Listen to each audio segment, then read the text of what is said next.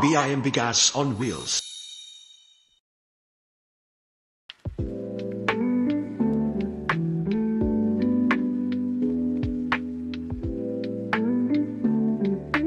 Magandang umaga muli mga kapatid ko kay Cristo. Nandito tayo ngayon sa bahagi ng Queens Row sa Bacoor, Cavite, na kung saan ay bilang bahagi ng ating itinataguyod ng ating Home of Mercy, na kung saan ay tutulungan natin ang ating mga kapatid na kapuspalad. Kaya sa araw na ito, tayo ngayon ay mamimigay ng konting biyayang bigas para sa mga kapatid po natin na nawa ay makatulong sa kanila, hindi lamang sa kanilang pisikal na pangailangan, at magbabahagi rin po ng konting kaalaman sa debosyon sa Divine Mercy para lalo sila maging malapit sa Diyos. At kailangan po namin kayo na tumulong sa amin para nang sa ganun mas marami po tayong matulungan. So muli, marami pong salamat sa inyong tulong. Ito po ang ating patuloy na misyon, ang ating Home of Mercy. Akibat nito ang ating Biyayang Bigas program. Maraming salamat po.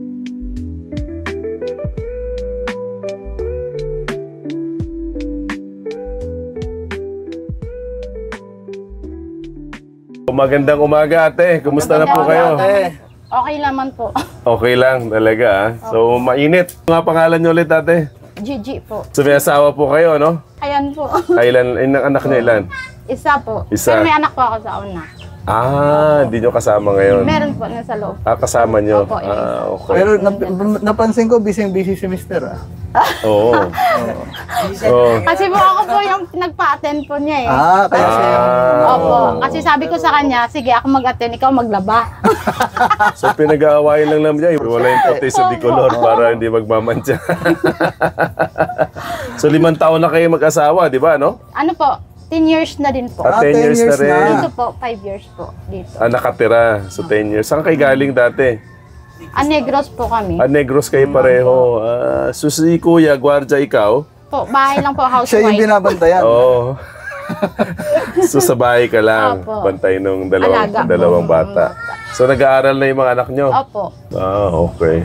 So, kumusta naman ang buhay-buhay? Kaya naman? Kaya naman po. Kaya Laban naman. lang po. Laban lang, ano?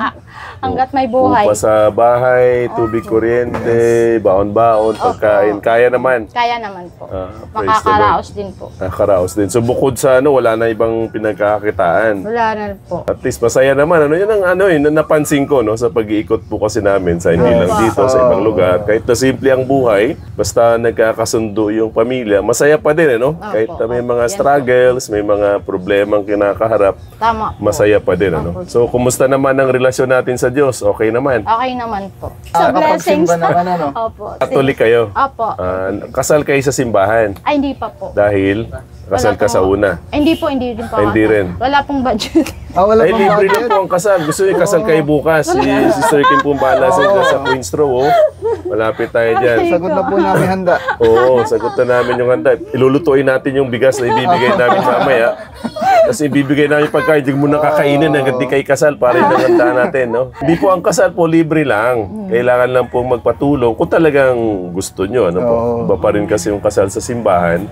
So, kailangan lang siyempre yung mga requirements, yung birth certificate, yung baptismal certificate, saka yung sa Enomar, yung certificate of the marriage na hindi talaga kayo kasal sa kanya-kanyang nakaraan yung buhay, di ba? Then after that, okay na.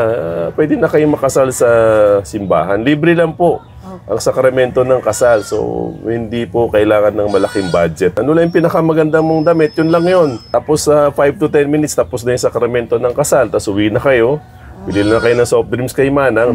Yun na yung handa nyo, di ba? Ang pinaka-importante naman din yung ritual, yung sakramento. Sakramento. Para at least may bas-bas pa rin ni Lord talaga.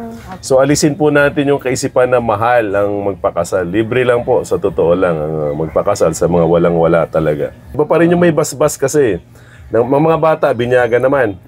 Opo, kanyag naman. Nakumpila na yung isa, mas matanda. Importante kasi yung sakramento para kahit pa paano sa payak nating pamumuhay, yung relasyon natin sa Diyos hindi nawawala. Saan pa bang hinihingi mo kay Lord sa kalalagayan nyo ngayon? Hinihingi ko lang po na walang sakit yung mga pamilya ko, gano'n. Biyan po kami ng blessings pa po. Ngayon po dito nangungupahan po kayo?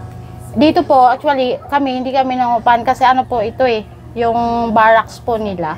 Okay na po kami, kontento na rin po kami kahit paano, hindi po kami nagre-rent. At Yes, least malaking malaking bagay. Malaking tulong yun, Opo. malaking tulong. Wala Tubig po. kuryente na lang. Opo, yun na lang po Oo, yung tubig isipin kuryente namin. na lang. Opo, Sa pagkain. buhay naman, isa sa napansin ko talaga, pagka simple ang buhay, walang bisyo, nairaraos naman. Ano? Opo, wala naman po. Pagka may bisyo, kukulangin at kukulangin Opo, talaga. tama po, no? sir. So, Opo. sige ate, so maraming salamat Opo, maraming Gigi. salamat din po, So sir. may bibigay Opo, kaming maraming konting salamat. ito po ay galing sa Diyos, no? Opo. Hindi po ito galing sa Maraming amin, yung salamat mga tao rin lang po kay na Lord. nagtutulong-tulong. Opo. Bigas.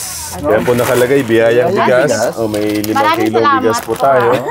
At konting pagkain po. Sige po. Pag-awayan nyo na ito na asawa mo. Grabe po.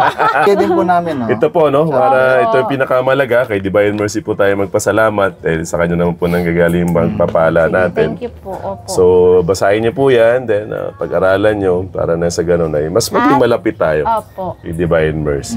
Po. Okay? So, maraming salamat. Maraming salamat din po, Maraming sir. salamat. Para sa mga nais tumulong sa Biyayang Bigas, maaari kayong mag-donate sa GCash number na makikita sa screen o mag-message sa aming Facebook page, Friends of the Divine Mercy. Anumang halaga, malaki man o maliit, ay lubos naming pinasasalamatan at nagbibigay ng pag-asa sa mga nangangailangan.